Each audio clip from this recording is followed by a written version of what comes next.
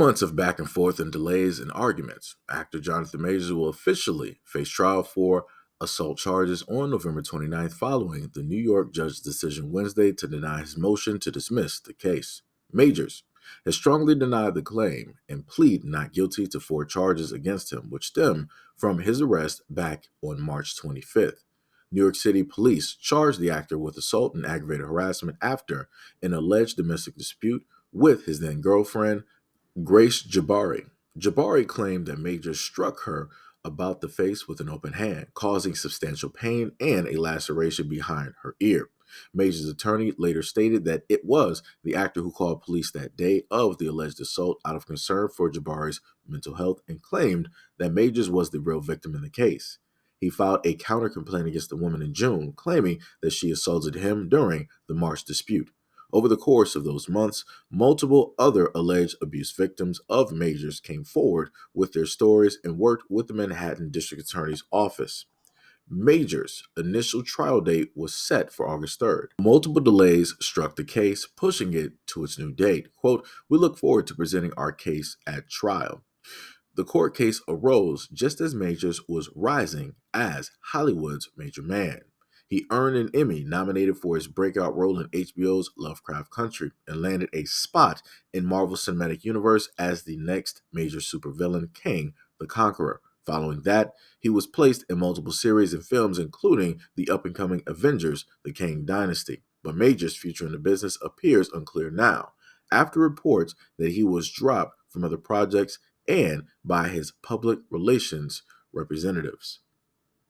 Moreover, actor Jonathan Majors' ex-girlfriend was arrested Wednesday night, months after she and the Marvel star got into a domestic altercation. Though prosecutors are expected to dismiss the charges against her, Grace Jabari turned herself into NYPD's 10th precinct in Manhattan, where she was charged with assault and criminal mischief.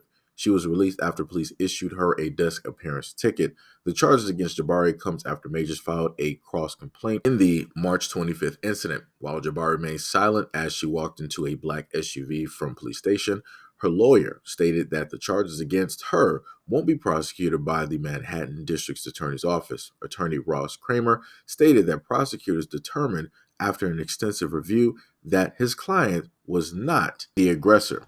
Legal papers filed this month, the district attorney's office confirmed it would not go forward with any case against Jabari if she were arrested. Quote, "She was the victim in the case and, they're going to do the right thing. It just happens that we had to come in here and have her spend unfortunately, bad night at a police precinct." Majors is facing misdemeanor charges of assault and harassment in the case. A judge ruled Wednesday the prosecutor case will move ahead after Majors' defense team tried to get it tossed. The trial is scheduled for November 29th. Majors has denied wrongdoing.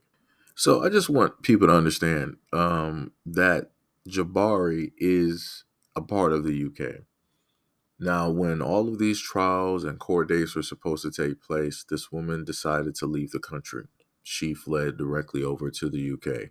Now, normally when things are supposed to take place and happen, you're supposed to stay, right? This is a trial. You wanted this to take place. You said all of these things happen. You have to be there in order for these things to go through.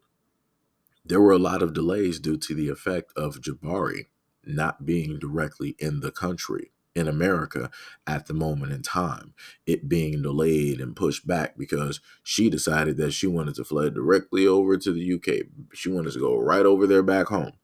Now, like I said before, it's very amazing to me how women, and I'm saying this in general, have the unique power to basically say that something happened and portray that something happened and then decide to wash their hands of it and then just walk away. But yet this is a person who stated that they went through something that was domestic.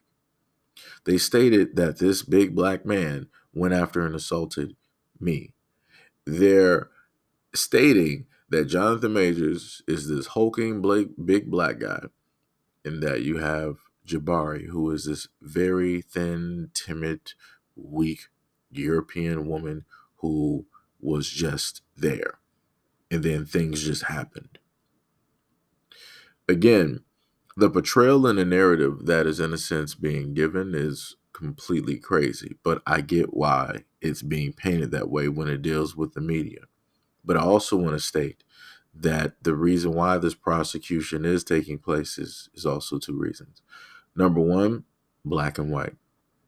Number two, you have somebody that obviously is has more of a name, more recognition, more pull, more power versus the other person.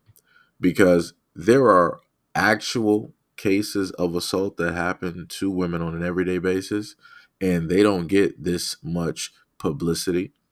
They don't get this much publication. They don't get this much time or this much energy. Matter of fact, it doesn't even get the light of day in order for people to even notice and decide to have a comment directly about it. Matter of fact, this happens in a lot of people's families every single day. But it's funny that when it deals with social media, everybody want to now highlight and make it seem like it's a problem, but yet it's always been a problem because you got friends, you got families, or even some women themselves right at this moment in time are actually going through it in the relationship or the marriage that they are going through. And the other thing I also want to reiterate and state is the notion of women having this type of corner when it deals with certain types of pain. Because if men, in a sense, state that in a relationship that they're going through assaults or they want to accuse a woman of assault, how many women out here are really giving us the time of day like they do with Jonathan Majors, like they do with Edward Scissorhands, Johnny Depp? How many women would actually give those stories the time of day if a guy basically said that? None, pretty much none at all. You're not going to hear women protesting. You're not going to see women making TikToks and blogs and all this other type of stuff and running it into the ground. You're not going to hear women trying to do a smear campaign on all women out there. No, no, because again, somebody has to be the villain. And even if it is proven that a man was being assaulted in a relationship, women still ain't going to care because why? Even in women's minds, no matter what it is that they state, men are still stronger. Men are still the pursuers. Men are still the ones that are the utmost violent, all these other types of things.